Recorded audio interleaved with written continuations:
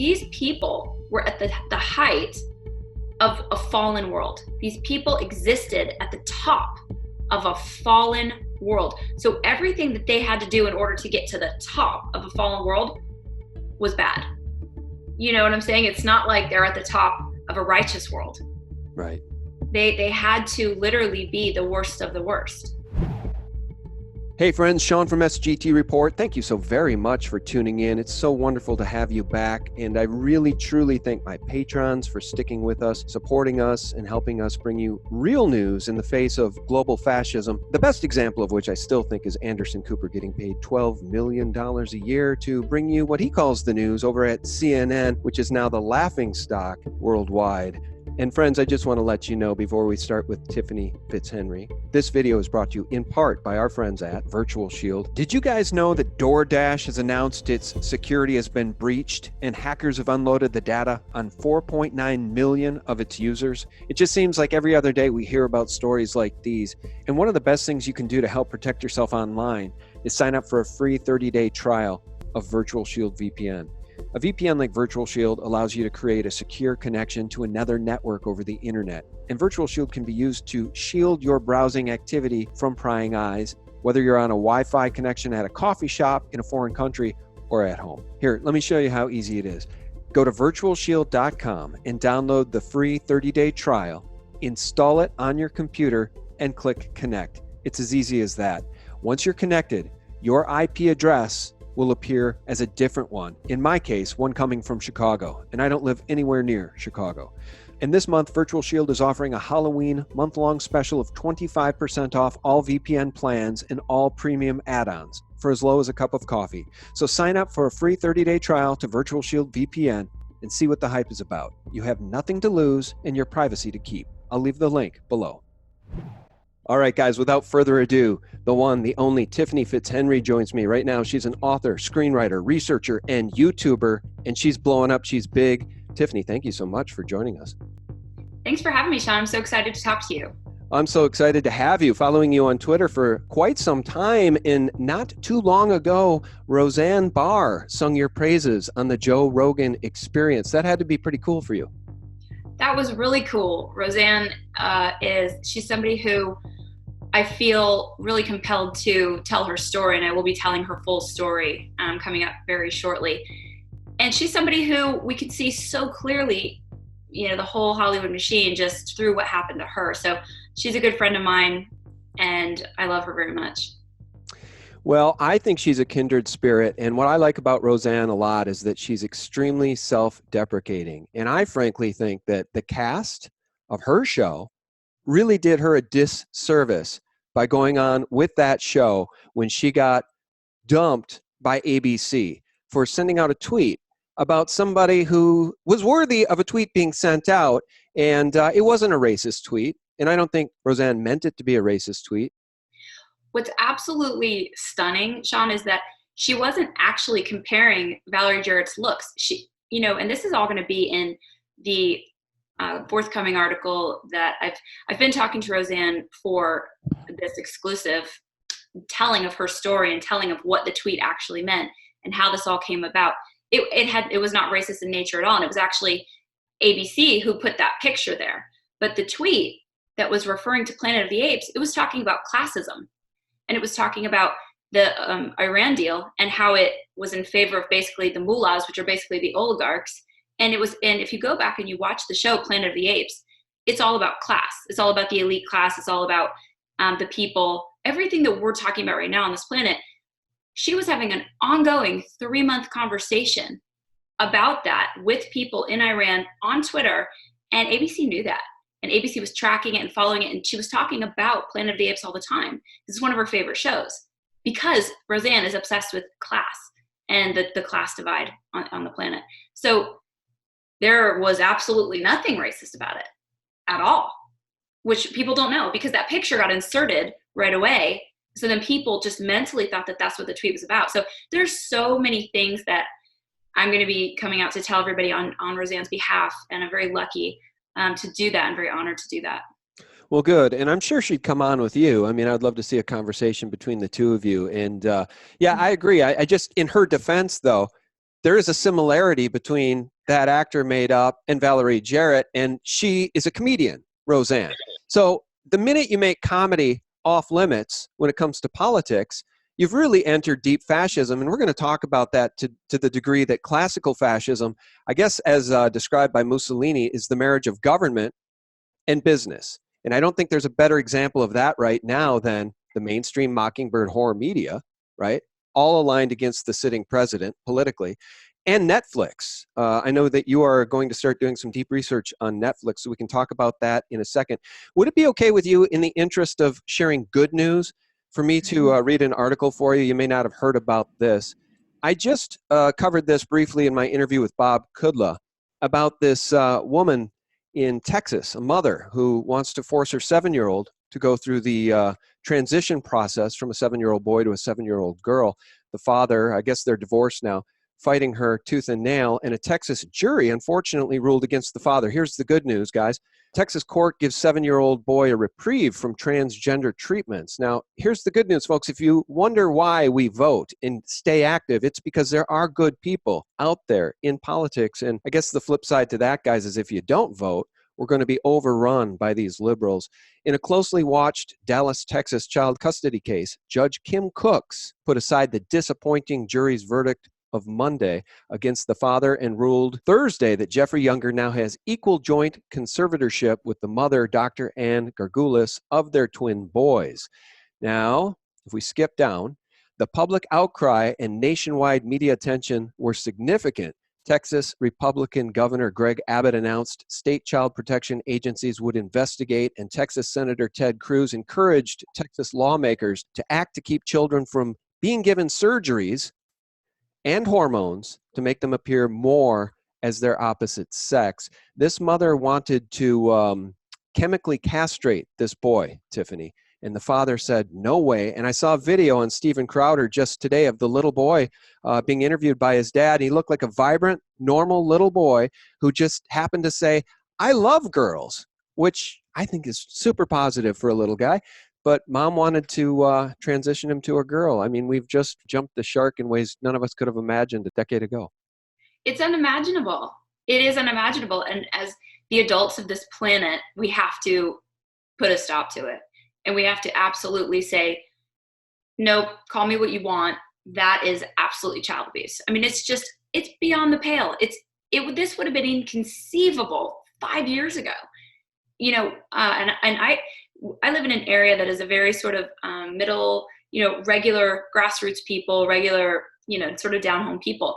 And when my daughter started 6th grade, about, let's see how old she is now, about 5 years ago, there was one child who had been a girl, had come back to school and was now dressing like a boy. Her haircut was like a boy, and she wanted to be treated like a boy. And she wanted to, the administration, and this was, whatever, about 5 years ago, right when all this just started. And there was a situation with the bathroom, and there was a situation, but you could tell there were mental and emotional issues with the child. And also the administration didn't know what to do about any of this.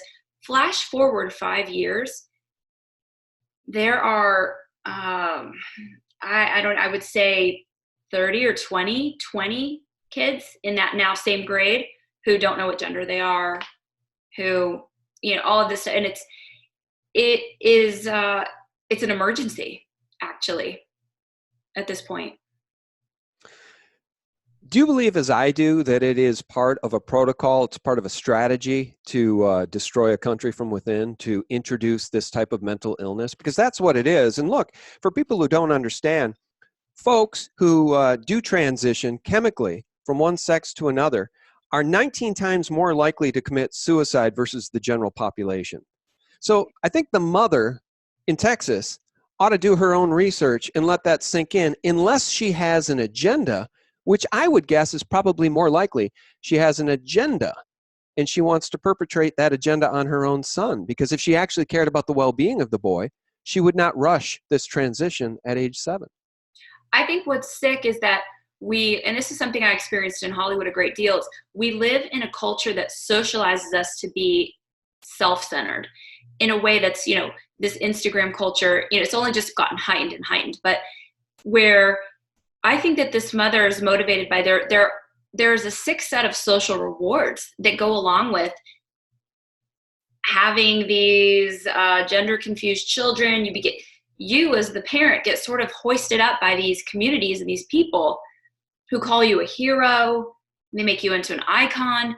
I think it has a lot to do with the weak and self-centered and very lacking in God nature of possibly the mother, if we could speculate. Because when you have yourself at the center of everything, you do lack God, and you do lack anything other than, and that's when, that's when I think is satanic about all this. It's like, because it is that self-worship, and there's nowhere to go but down with that.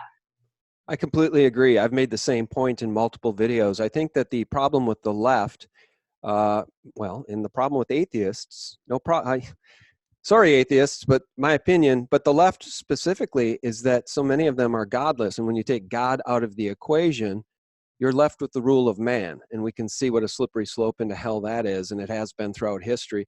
The only thing protecting us from it is the Declaration of Independence and the documents, the Bill of Rights and the Constitution. Here's the thing. In addition to the mother, what do you think the deal is on this jury? They voted 11-1 that while, yes, the boy should have a sole main conservatory, they didn't agree that it should be the father, that they wanted to let this woman go forward with this mad plan to transition her son to a daughter, to a girl at age 7. What is wrong with this jury? Well, I have to, it's like, I want to give people more credit than that. It surprises me because I have to wonder what the other details are of, I guess they were divorced, obviously. Maybe this father was unfit in ways that we don't know about, because that seems crazy to me that 11 normal people would sign on for this. I just can't, is there something we don't know about the case? Because it just seems crazy to me. And is this how far, people's minds have devolved? I don't know. Yeah. Well, again, though, thanks to right-thinking Judge Kim Cooks, who put aside the jury's verdict on Monday against the father and ruled Thursday that Jeffrey Younger now has equal joint conservatorship with the mother, Dr. Ann Gargulis, of their twin boys. It's quite a story because obviously, had it not gone this way, the father would have appealed, and ultimately it would have led to a litmus test, I guess, some sort of standard by which all future cases might be measured. I guess they call that, what do they call that in law? Precedence. Thank you, precedence. Yeah, the word escaped me. Well, what about this doctor? Sorry, but that's the other thing. What about these doctors who are doing this to these children? Knowing the statistics, knowing the suicide increase risk, knowing that you can't actually transition, you can't actually change genders. So the whole thing is predicated on a lie. Every cell in your body stays male. You can't change that. That's right. And it's all, it's so damaging to, the body, to be giving a little boy estrogen. We don't even understand probably the effects, what that's going to be doing to someone. And these doctors, I just don't get it. Yeah, well, and it reminds me of abortion doctors who would perform that procedure in the 9th month or any month. But, before we get off this topic of transgenderism, how about all of these athletes, men transitioning to quote unquote women and then winning cycling championships and winning weightlifting championships and setting new world records? It's absolutely preposterous, and it could only happen in what Paul Joseph Watson calls clown world, upside down world. Yeah. If people on, the left want to talk about misogyny all the time, right? This is serious misogyny. You're literally eradicating women's ability to accomplish anything. Talk about the height of misogyny. And yet this is progress. It's so backwards. It's a joke. It's such progress, though. Think about it. They're fighting the patriarchy. These women don't want to have husbands, and they don't want to have children, and they don't want to raise the children, and they think that having an abortion is some sort of act of feminism, Tiffany. And I think that speaks to the mental illness. I mean, when we detach ourselves from the creator and the idea of a creator, I think this is where we end up. And it's a slippery slope into the abyss, into hell, really, frankly. It is into hell. And I think part of the problem is we don't have any actual sort of role models.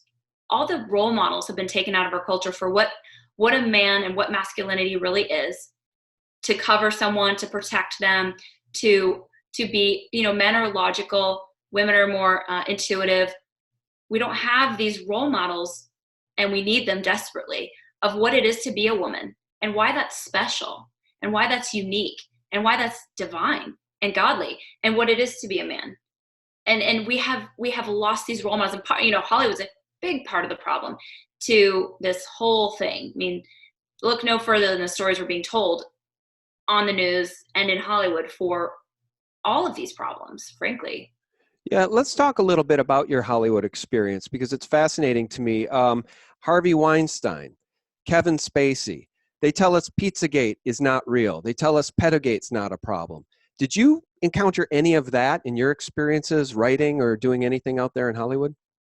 I encountered creepy things. I encountered a lot of constant sexual harassment, like constant, being solicited for nudes constantly from the top people. And it's basically about building a blackmail folder on people who they're going to elevate. Wait. Can you back up? Did you say you were solicited for nudes from powerful people? Is that what you just said?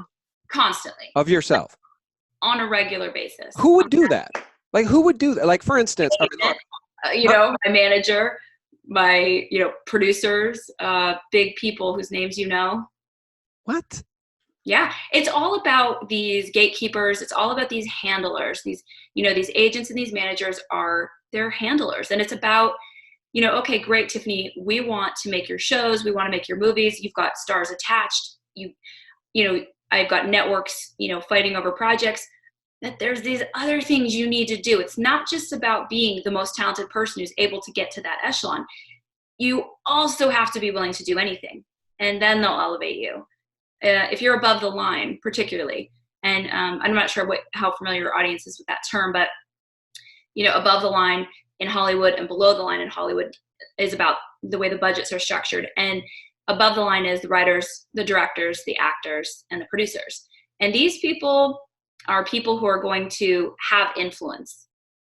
People like James Gunn, their name, Bryan Singer's name, Steven Spielberg's name, David E. Kelly, Shonda Rhimes, these names, these writers, directors, producers. And it's those people who, if they're given the platform, if they're elevated, because they could elevate anyone.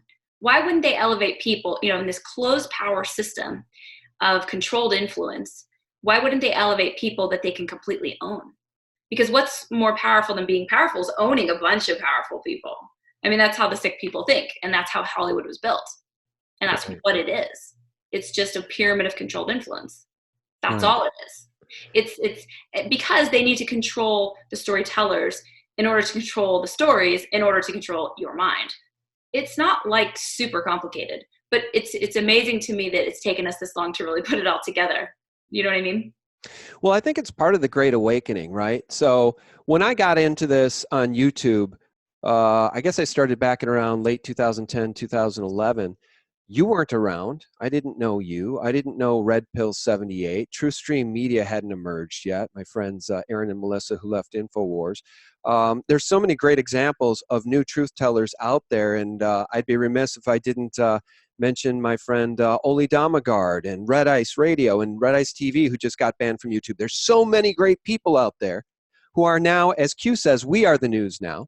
Yeah. And it scares the hell out of CNN. It scares the hell out of the controllers, because they no longer control the narrative. And that's, I think, been Hollywood's job for many, many years. And of course, their partners in crime, the mainstream media, the mainstream CIA, Mockingbird media's job was to control the narrative for the establishment. And they're losing control, Tiffany. What was so cool about the whole Ellen thing that happened, where everybody saw her and Bush together, was, a month earlier, millions of people had read what I'd written about what Ellen really is. And so we are the news, because we're changing the timeline, in essence, because I'm compelled to come out and tell this truth about her, because Andy Lassner's just, being a jerk on Twitter. So I'm like, all right, it's time to throw down. Because, by the way, I could do this to anyone and everyone in Hollywood. I could spend a month and dig into Ben Affleck, and you would not believe that his the best man at his grandparents' wedding was Tom Braden, the guy who started the CIA fund over culture, started the CIA program over culture, was the best man at Ben Affleck's grandparents' wedding. That's one thing about him. I have a folder on each of these people, right? And I could do this to anyone. So it's like when that happened and I went ahead and said, okay, Ellen, nothing against you, but it's time to throw down. And then when the Bush thing happened, all of these people, they knew what they were looking at. And then, okay, great, come on RT, talk about this research. Okay, great, now millions more people look at her and go, oh my God, I'm just gonna turn that off because it's just, she's just a foreground shill for something else. It's not real. It's really, we're changing the timeline and it's so empowering and everybody should feel like, okay, great, what do we want to create? Because look how powerful we are. We can create, these conditions whereby we're changing people's state of mind, and then we're going to change who we're putting out in front of us. We're doing that. It's really cool. It is cool. And I just sent out a SGT report email blast the other day in which I, with, some hesitation, mentioned Joe Rogan because I do think he's become quite a gatekeeper to the degree that he's really backpedaled on a lot of truths he used to share. And his platform is now, I think, the second biggest podcast or second most downloaded podcast in the world. But the point I was trying to make is that teenagers are listening to him. Millennials, Gen Xers, all these people are listening to him that are no longer going to ABC News or CNN or MSNBC to hear the lies. And to Rogan's credit, he had on Edward Snowden the other day, and Snowden chose Rogan because he knew he could talk for 3 hours without being taken out of context or edited. So again, we are the news now. Now, Joe Rogan may not be as good a truth teller as you, and he may not speak the truths I speak. I think he used to, but he's, again, really backpedaled from that. But he does bring on interesting guests, and I know the teenagers are all listening to Rogan, which is a hell of a lot better than them listening to CNN. It's steps, it's steps in the awakening, because you have to think about how lied to we were. And, we have to back into the truth slowly, or we'll just go nuts, because it's someone coming at you telling you your whole world is fake. Your whole world is not real. And I have teenage kids, 17 and 16, and they're going through this exact same thing that we are all going through. It's unbelievable to me. It's like, we're all in a time, no matter what generation you're living in, because we're in this time right now together on this planet, that everything has to become real. Everything that was in our world was in one way or another fake, and all of it's falling away. And slowly we have to sort of mourn all that, but also get about the task of building the new. And so we're like this bizarre transition team to be right here, right now, together. It's really something. Well, and it's exciting. And I think here's the thing about truth. It's inspirational. It's aspirational. It makes you feel good. And yeah, it may crash your normalcy bias or your cognitive dissonance when you find out about World Trade Center 7 on 9/11 collapsing at 5:20 in the afternoon and the BBC reporting about it 20 minutes early while the building's still standing behind Jane Stanley. That's going to blow your mind. And it's going to bum you out when you realize the official story is far more palatable than what actually happened that day. So it's painful to wake up, but maybe you've noticed, as I have, you can't force people to wake up. They have to want to wake up. They have to choose to wake up on their own. They have to do their own research. But more and more people are starting to do that, Tiffany. I mean, it's a sea change. It's happening at a far greater pace today than it was even 3, 4, 5 years ago. And again, that scares the hell out of the establishment. I think it's losing control of the narrative and losing control of the ability to shape people's thoughts and opinions about events, about their world, about their government. That's the game over. I mean, that is literally game over. And what's so compelling and what's so true is that once you wake up, you can't go back to sleep. Try as you might, right? You literally can never unknow the things that you know. Consciousness only works one way. It only rises. And if you think about the whole planet and the consciousness of the whole planet, that the consciousness never lowers. It only ever raises. Even on 9/11, right? Where we were all mass traumatized. We didn't know what we were looking at. We believed, for me, I can speak for myself, believed the official narrative. Consciousness rose on that day still, because there were millions of people all over the world who knew exactly what they were looking at. And they were like, wow, this is where we're at. You know, the deep state could actually do this this is how much, you know, and so the consciousness rose on that day, and people made plans on that day to start taking it down. And so even mass trauma events, even Epstein, even though we're all so awake, I heard from people in my own life who were calling me, people who weren't awake, you know, aunts, things like that, saying, this is what you've been talking about. He definitely didn't commit suicide. I'm like, I don't think so either. You know what I mean? Like, well, keep digging into it, you know, because I think you might be onto something with that. And there's going to be something for everybody to wake up. But you're right. They have to do it on their own. Yeah. I've got so many notes I'm jotting down as you say that. 9/11, I think 9/11 to me was a ceremony, a ritual sacrifice. And so for every action, there's an equal and opposite reaction. And as powerful as an event and as traumatizing as that was on that day for all of us who witnessed it live as I did, and many of us were allowed ourselves to get whipsawed into supporting, and I didn't. I had no desire at all to see our troops go into Iraq, who had nothing to do with that event. But of course, Iraq got conflated with 9/11, and the next thing you know, we're in Iraq killing people. Our troops are. I think it was a ceremony. It was a ritual sacrifice. And the equal and opposite reaction to that powerful, powerful event is that it stuck with people, and it woke up a lot of people in droves. Maybe not on that day, but you knew something was wrong. You had a sick sense that people would never, ever willingly jump out of a building unless it was so damn hot within that building that they were forced out by the heat. That didn't add up, because those buildings were not on fire. There was no visible explosions coming from those buildings with balls of fire when people were jumping. So I knew something was wrong, and I couldn't put my finger on it. But the equal and opposite reaction was, I spent the next year and a half or two researching. And then I found out about David Ray Griffin. And I found out a few years later about architects and engineers for 9/11 Truth. And I found out about World Trade Center 7. And then the BBC. And then the thermite and the nanothermite. If you go down that rabbit hole, you can't help but wake up. But I got to warn anybody who hasn't done it, it is painful. Waking up can be painful. But on the other side, it's like the birthing process, Tiffany. It's painful for a mother to give birth, but what joy comes after that birthing process is over. Yeah, and you don't even really know true joy until you get to something real. And we've had a fake world. We've had an illusion world. And so I don't think we even yet know how great it's going to be when everything is real. Everything we've had has been fake.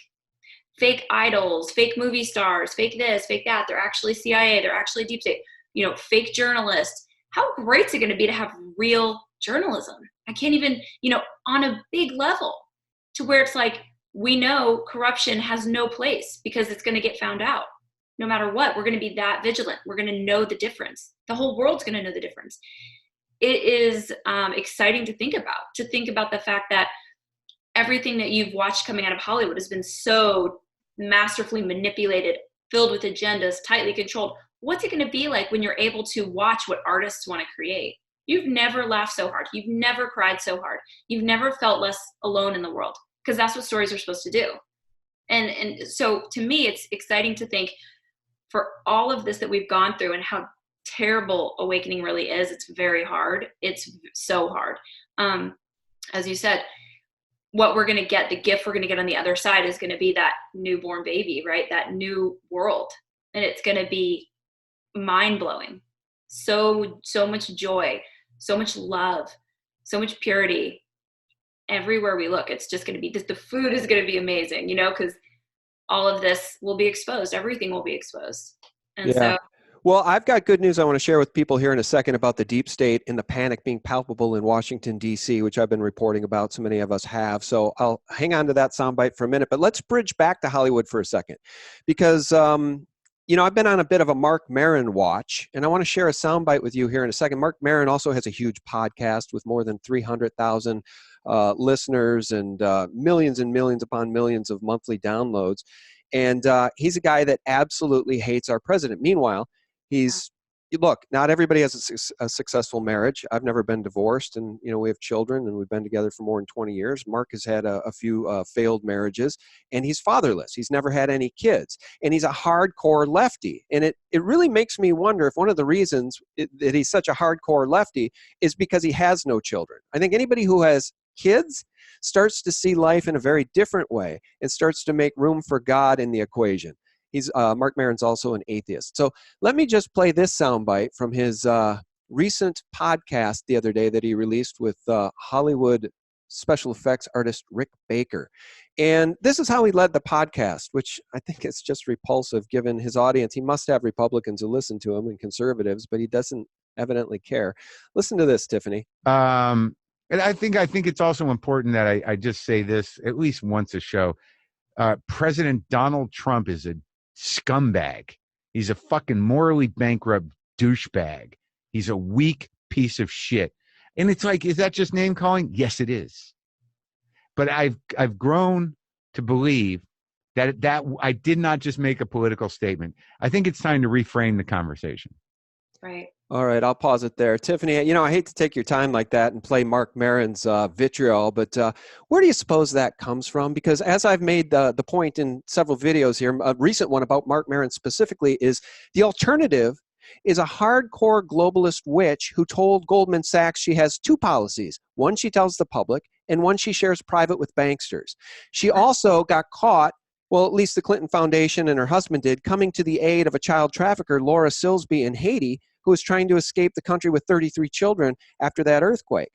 She's also got server problems. She's got problems with Benghazi. She helped topple Gaddafi in Libya and then cackled about it. The alternative to President Donald Trump is a witch whose biggest supporter was Linda Rothschild. And I guess that's all A-okay with somebody like Mark Maron, who is a fatherless liberal atheist. I think it just comes from this, like you're talking about, this worldview that it's so funny that you bring this up, because my husband and I were talking about this as well, not having children and how that makes people different in terms of what they're thinking that the world is about, or how do they care in the same way that we care, and how do they have an actual concept of what really matters if you're not leaving children and grandchildren here?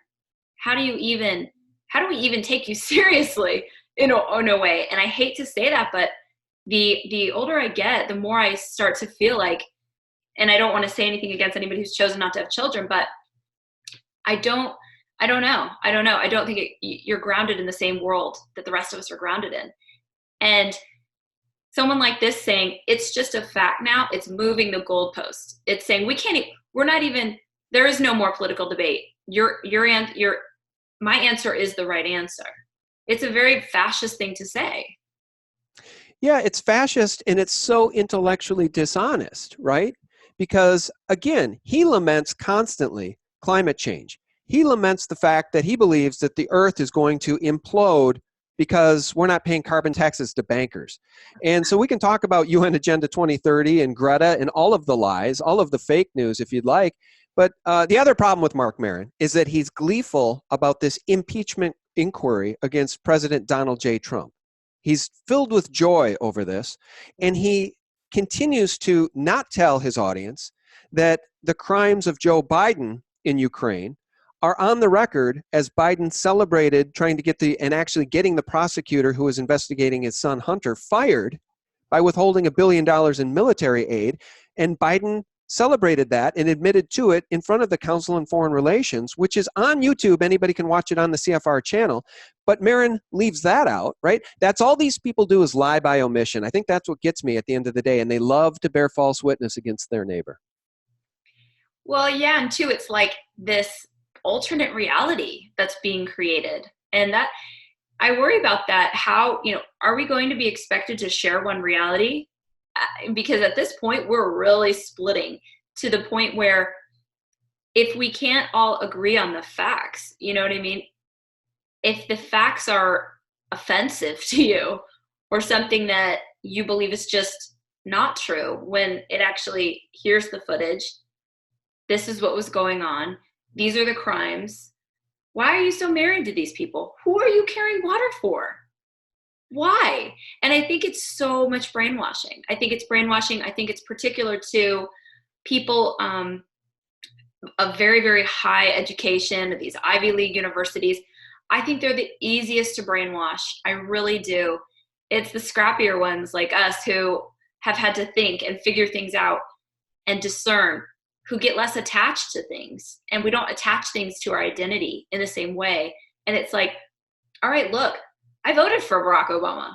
I did in 2008. I was just, this is great. I mean, you know, in my late 20s, I'm like, don't really know what I don't know about the world. I'm not racist. I love all people. Great. That's yeah. He sounds great. I had to reconcile then and go, whoa. I was uninformed. I didn't know. I wanted the Patriot Act back in 2004. I was like, let's go kill terrorists. I mean, you know, 9/11 worked on me in a big way. It wasn't until 2012 when I started to have some of my experiences in Hollywood and I started to watch YouTube and I started to do my own research that I was like, I was wrong. I was wrong. And there's a certain level of humility, obviously, that, you know, you have to get to say, I wanted these things. Now I see where I was wrong and I see what the fruits of those things are. So I've learned and I'm going to fight for the right thing, even though it's hard and even we're being told not to. It's, you know, it's self-awareness too, to sit there and say, oh, Hillary's great. What's great about Hillary? What particularly do you love about her? And you can never get an answer from people. Is it her Libya policy that you love so much? Is it this, you know, long line of dead people that you find so fabulous and fascinating around the Clintons? What is it that you love? What do you adore about her? Mm-hmm. You can never get an answer. Well, I don't actually think they adore her at all. I think they adore their ideology. And their ideology is a godless one that leans towards socialism and ultimately communism. And the slippery slope here is that, I made the point in a recent video about Mark Maron that I think he's a lot like Ellen DeGeneres. He had on Barack Obama as a guest, and Obama didn't just phone in. Obama and the entire entourage and the Secret Service came to Mark Maron's house in California, and Obama sat in the famous garage. Now, Mark Maron has since sold that house, and he's got a new, nicer house because he makes a boatload of money spewing this garbage. But, you know, the bottom line is I think it's all about their ideologies. And I think Mark Maron probably has the same deal Ellen has, which is he's going to play along with the liberals in power. And as a result, he'll be rewarded. He's not going to see any of his stuff demonetized, right? He's not going to see any of his view counts curbed. He's not going to be buried in search results by Google like you are and like I am and like Truth Media has been. What is it about President Trump that these people hate so much? And you almost have to get to the conclusion that there is a controlled deep state system, and he is going against that system. I think that's almost like the only conclusion you can come to at the point. It's like everyone I hate hates him. So by de facto, you know what I mean? I'm hoping that he really is taking apart this deep state system. Mm-hmm. You know? I think there's a huge problem with doublethink, right? I mean, Orwell got it right. So right is wrong, bad is good, black is white, up is down. And I think at the end of the day, when they can blur the lines about what gender is, they're blurring the lines on everything. And that's the problem. What they're trying to do, I think, Tiffany, is brainwash a young generation, like that 7-year-old little boy in Texas. Little kids are easily brainwashed. And if they're going to grow up in a society where there is no truth, there are no goalposts, everything is whatever you feel, we're in for a lot of trouble. We're in for a lot of hurt. And you and I remain hopeful because there is this great awakening and we're all fighting against that, I think, agenda. So in the spirit of sharing good news, let's go to this clip. This was shared over here by Undercover Huber, originally by Ned Ryan on Twitter. Nervous much, Jimmy? Let's listen to James Clapper in his recent interview here with Anderson Cooper on CNN. See if I can get the volume here. And oversaw the launch of the Russia investigation. What do you make of this? Well, actually, I'm very curious, since presumably I guess I'm one of those under investigation. And and you just heard about this? Yes, just read the clip on about 20 minutes ago. I found the timing interesting, given the increasing heat around the impeachment inquiry. I'll pause it right there. I love how Clapper and Brennan will continue to try to fall back on this bogus Democrat-led impeachment inquiry of President Trump for the crimes of Joe Biden. Again, I will continue to make that case over and over. They are trying to impeach our president for the crimes of Joe Biden. And Clapper's on the run because Brennan and Durham are on the case. And evidently, the Justice Department has opened a criminal inquiry, and involved in that are Clapper and Brennan, and they're now lawyering up, Tiffany. There's so much happening. And I think that when you look at people like this, I cannot get over the fact that, and this is off topic, but he looks like the little guy in Lord of the Rings to me, and I can't not see it.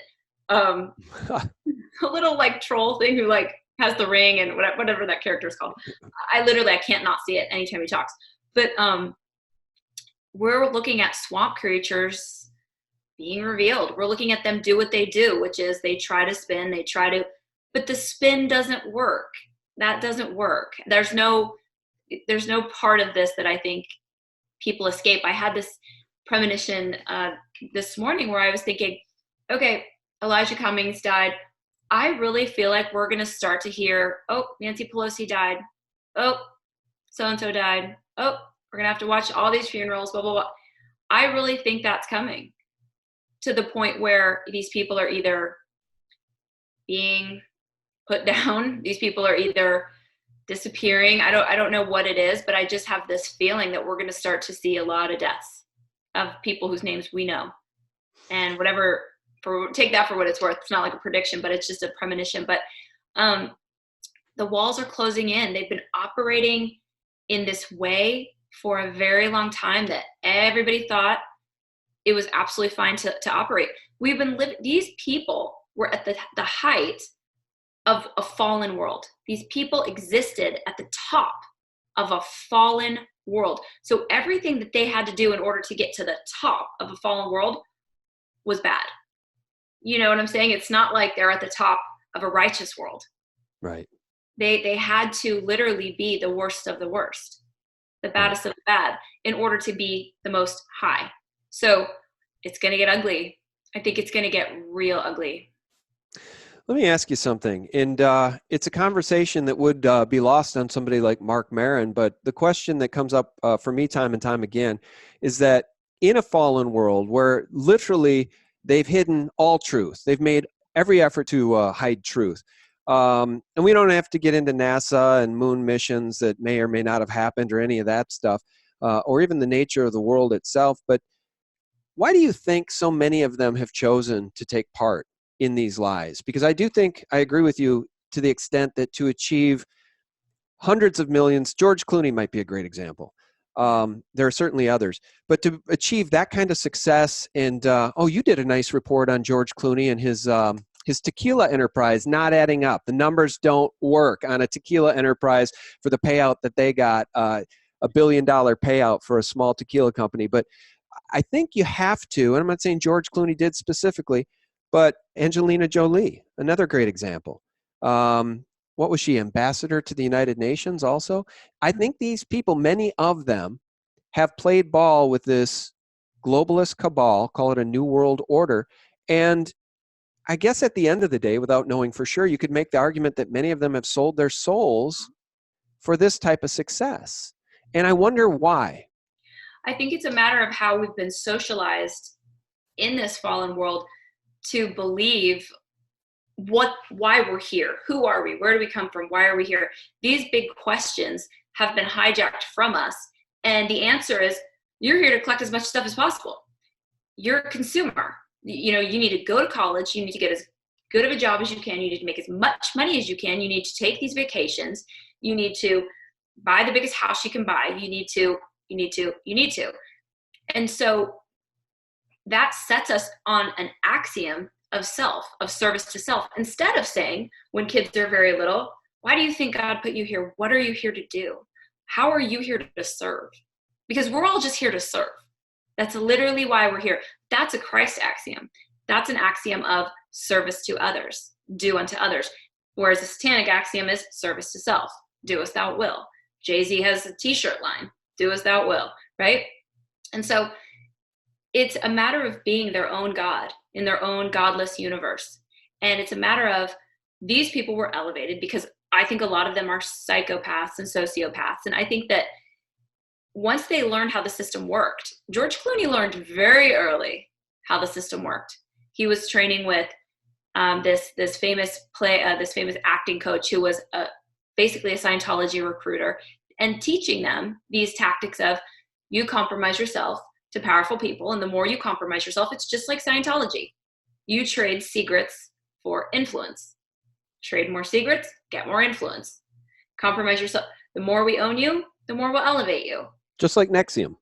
Oh, George Clooney on the set of Roseanne was leaving nude pictures around the set of Roseanne. This is one of his first big jobs, network jobs, right? He did Facts of Life and a few things like that. And there's, this is all part of my, what I uncovered. But I've talked to her about it, and this is a guy who knows how the system worked from a young age. And he was like, all right, who do I give my compromising materials to? You know what I mean? Or just leave, dick pics around for producers to find and put up the ranks. And he moved up very quickly. I think it's a combination of, in this world where we've been socialized to be self-focused versus humanity-focused in terms of just why we're here, right? They would elevate these people in order to keep that, paradigm in the consciousness. And these people had to exemplify that of, hey, look, no one's going to hate if you got $1 billion tequila deal, if you do this, if you do that, if you're telling us we need regime change in South Sudan. It's humanitarianism, or it's literally self-service that looks like humanitarianism. It's the most demonic thing I've ever seen. And I do think it comes from, sociopaths being in charge of the world versus benevolent people. Right. Truly. Well, it's interesting with Hollywood and the 6 degrees of separation. I mean, you know more about that than I do, but I mean, Clooney became a household name on ER, which I believe was a invention or concoction written by, at least the series invented by Michael Crichton. I think I'm going off memory there. Michael Crichton, of course, behind Jurassic Park, tied in with Steven Spielberg. I mean, the whole dinosaur fable. I call it a fable. I'm starting to wonder how much they've lied to us about. When I say everything, I mean like literally everything.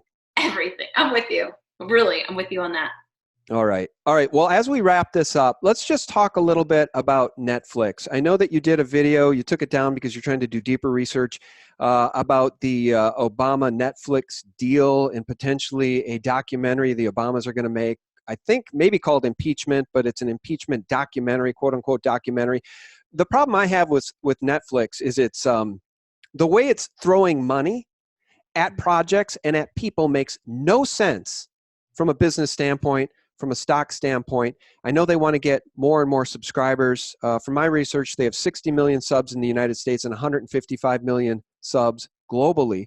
But when you compare that to HBO has 140 million subscribers globally, and HBO is not throwing anywhere near the amount of money at projects and at people that Netflix is. And guys, just for those who haven't heard, Netflix has thrown $100 million at Shonda Rhimes, the producer, writer behind Grey's Anatomy and Scandal, $300 million at Glee producer Ryan Murphy, and evidently, according to you, Tiffany, the Obama's deal is even bigger.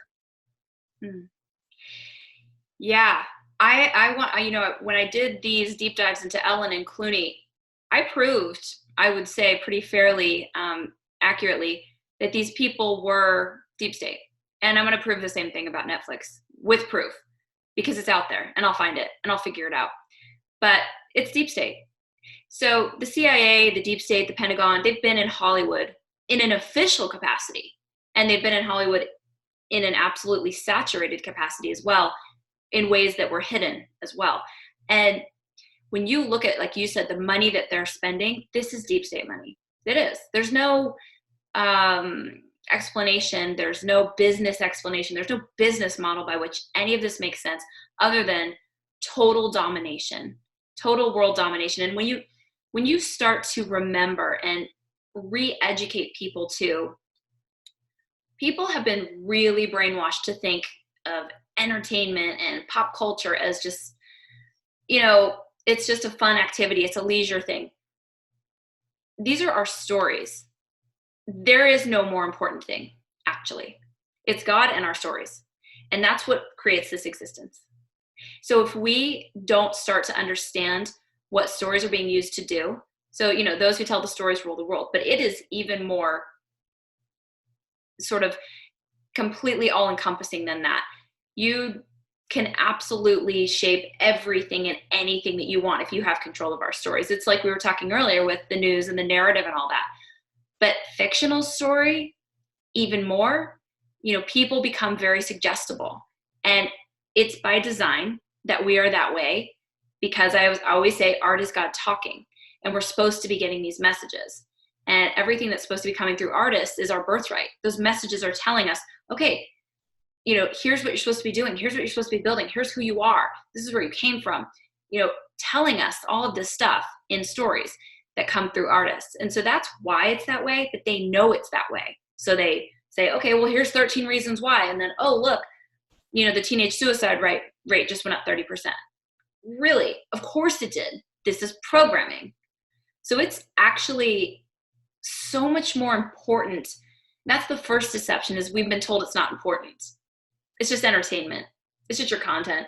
It's whatever. No, we are our stories. That's if we are anything as a society, we are our stories. That's what we are. That's what makes us into what we are. That's why I care so much, and why I've done everything I've done, and I'm willing to, die on this hill of, if we can save storytelling, we can literally save the world. If we can get it out from the grip of the deep state and the cabal, it changes everything, So with Netflix, everything's condensing behind Netflix and Disney right now, everything. So even the studios that existed, even everything, it's all just condensing right behind Disney for sort of the features, and Netflix for the streaming and the TV. And you're just going to see that more and more and more. And hopefully the people like us, we can be building outside the system in a way that can compete with that and give people a choice, and there will be no competition, I believe, for people. Yeah. Well, I guess I was going to call up another article for you too, and mention that. I think I have it bookmarked on my other computer, which is lagging right now, but it was, there it is. The top paid YouTubers. I think this all sort of segues together nicely as we wrap up our conversation. You and I and others in the alternative media don't get the backing of the deep state or the corporations, right? So I think the Young Turks got some $25 million from some Saudi investors or some damn thing. So to continue to spew their lies. Meanwhile, you see these huge contracts thrown out at people like Shonda Rhimes, Ryan Murphy, the Obamas. And over on YouTube, guys, when you're unfettered and you don't have YouTube throwing up algorithms to discourage you and to prevent you from reaching your audience, Logan Paul, the 10th highest paid YouTuber in 2018, made $14.5 million. PewDiePie, $15.5 million. And then a bunch of gamers, Tiffany, that I've never even heard of. I literally don't know who these people are. Vanos Gaming, $17 million in 2018. Marky Plier, $17.5 million. He's a gamer. And then this one, you'll love this. Jeffree Star, the transgender person. Dan TDM, $18.5 million. And then Dude Perfect, $20 million. That's about the only channel I could stomach out of all of those. And then they rounded out here with Jake Paul, $21.5 million in 2018. And get this, again, year after year, the top revenue generating YouTube channel, Ryan's Toys Review, $22 million. So that's what you get from YouTube if you're not going to tell the truth and share real news like you do, like I do, and like everybody else who's being penalized on YouTube does. They don't like truth at all, and they will not reward it with monetization if they can help it. I know. It's going to crash and burn. We're starting to really see, I believe, these technology companies be revealed. And they have been creating this false world and creating all these illusions and keeping us distracted and keeping us misinformed. And so just like we're watching everything, this is just the time we're in. So it's going to be fun and interesting to watch as people who have been creating the illusion eventually will not be able to walk down the street. I do believe that, and I know it, and I can see it happening. So if you've been creating the illusion, hope it was fun. You have been serving yourself instead of serving humanity. Hope you had fun. Those days are over. Yeah. All right. Well, amen. From your mouth to God's ears. You know, Q has said there will come a time when these people won't be able to walk down the streets safely and securely. And we don't wish harm. See, unlike Antifa, unlike the left, we don't start the violence. We're peaceful. You may have seen that gentleman wearing the MAGA hat being interviewed, I believe, by Vice outside of the Target Center in Minneapolis, who got spit on as somebody from the left walked by. And he shrugged it off and he said, well, you know, can I really be surprised? That's how these people behave. That's not how we behave. And if there ever comes a time when these people aren't safe walking down the streets, it will be because the entire population has found out the truth about them and will turn against them, because the entire population will find out who they are and who they've sold their souls to. They're truly, so many of them are truly evil people. All right, let's shout out your Twitter, because that's, I think, really one of the main areas where you became really popular and famous. How many, you got what, 81,000 followers over there on Twitter, and it's at Tiff FitzHenry, correct? Yeah, no, it's fun. It's trying to live to tweet another day every day. So I was in twit mode the last 12 hours, but finally just got out this morning. That's the first time that's happened. I'm super careful about what I say, because I know that, you know, we're there because they let us be there. You know, that's just the sick reality at the moment. But Twitter is where I pretty much put out everything. And then people take my tweets and they share them across Facebook and all these places. So that's great. And my website is another really big place where people can find everything I'm doing, all the articles, all the research I'm putting out, the projects I'm working on. Everything's over there. Let me give you a compliment on your website. I've been thinking for a long time about doing some t-shirts. I mean, so many people do Teespring, right? I've never done that. You've got very cool t-shirt designs. Who's designed those for you? Do you do that? No, God, no. No, we crowdsource that through, I think it's Designs 99. So basically you say kind of what you want, and then some artists, it's basically crowdsourcing. You basically contract with just artists, you know, to you, and you say, okay, so right now I have a few other ones that are going to be coming out soon. And we've been going back and forth with the designs, and you just pay them directly. It's so cool what technology can do in that way. So if I had their names on the top of my tongue, I would tell you who they were, who designed it, but it's different people who designed each one. All right. Well, they're terrific. And guys, I'm kind of a snob when it comes to logos. I'm very much into that stuff. And these are very vintage, retro, very cool logos. Check it out. That's at tiffanyfitzhenry.com. Yes. Yeah. That's at tiffanyfitzhenry.com under merchandise. And I have a book series as well that I've had out for a couple of years. It's actually really eerily about the Great Awakening. I wrote it in about 2015, 2016. Those 3 books I wrote in those 2 years. But people can check that out too. It's on Audible. You can buy that all over the world. All right. Well, we've got a very, very supportive audience. I hear that all the time from book authors and others. So hopefully you'll sell some t-shirts. I'm sure you will. People want to support you. And the last word, I want to congratulate you. I noticed last night when I was searching for some of your more recent videos, you're now being trolled, as I have, as everybody who gets into the truth space and gains traction does. I got trolled badly in 2012, and I did a video called Which Criminal Bank Hates SGT Report. You guys can go Google that right now, or use a better browser or search engine than Google, please.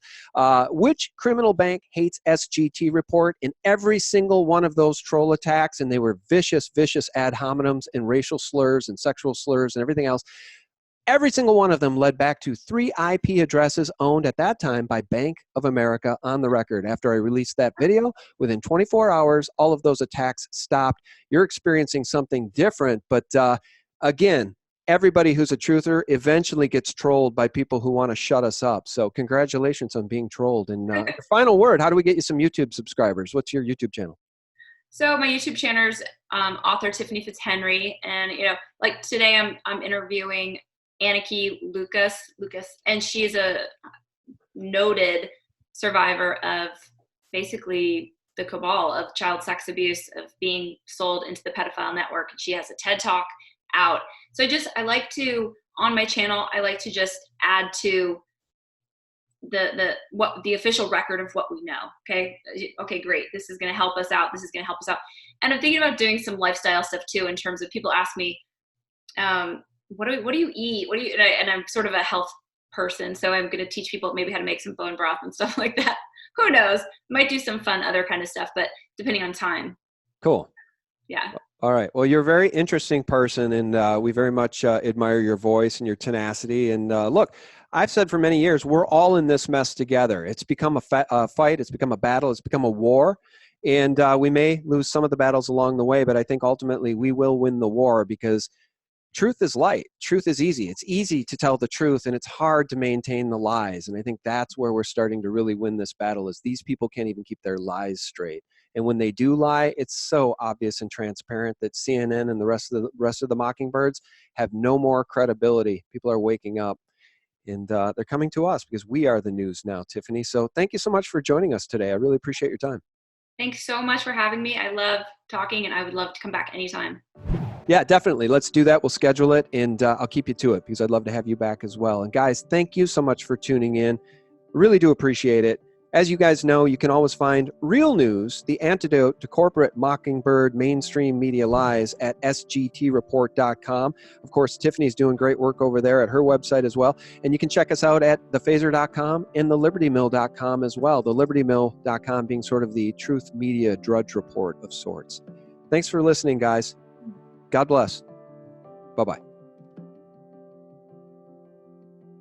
Joe Biden was working with neo-Nazis to overthrow an elected government. That's the real story on Ukraine. And Trump knows it.